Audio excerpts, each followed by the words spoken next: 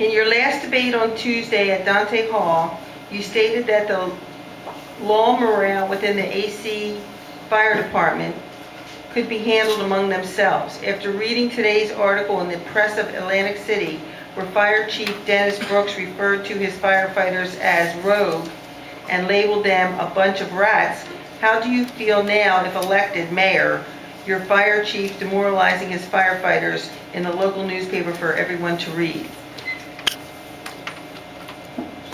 Well, I don't think he should have made that statement publicly to be written down by the press, because if you say things like that, they'll print it.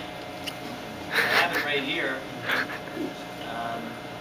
Said they were spreading false rumors and alarms, and he labeled them a bunch of rats. Well, I don't think he should have said that, and I don't know, that must knock down their morale some more. What I said Tuesday night is that they're going to have to bring their own morale up. I know that elected me will bring it up,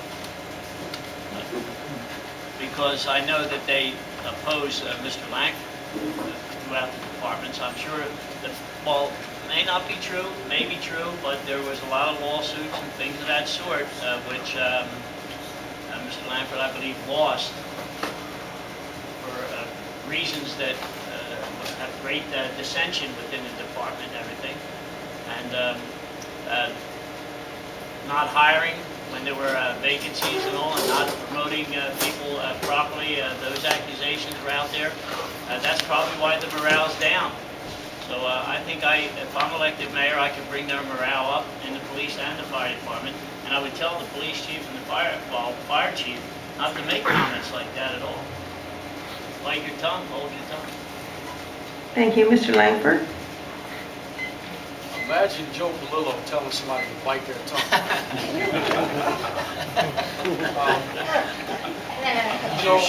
I think this underscores a point that I made earlier.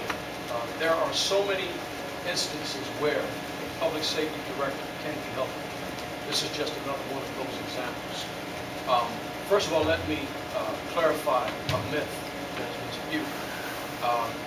I do not have the raucous relationship with the fire department. Never have.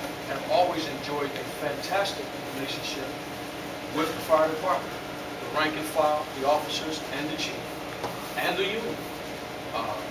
It is true that I have had some dissension within the ranks of the police department. But again, I wear that as a badge of honor.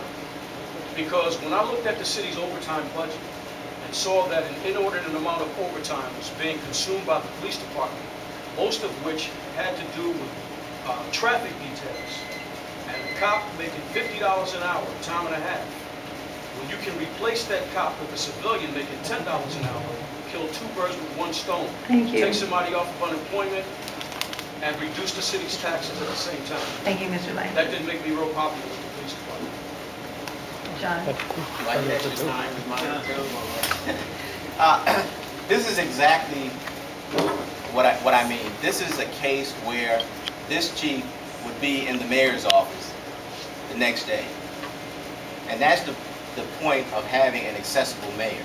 Instead of paying a director all this extra money, he would be in my office and we would get this straight, that this will not be tolerated.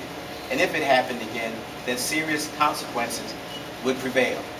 And I don't think that you would have that. And once the men see that the chief executive of the city is working with them on their behalf, morale's going to come back up in the next city. You still have time left. I'm not going to tell you. Okay, thank you.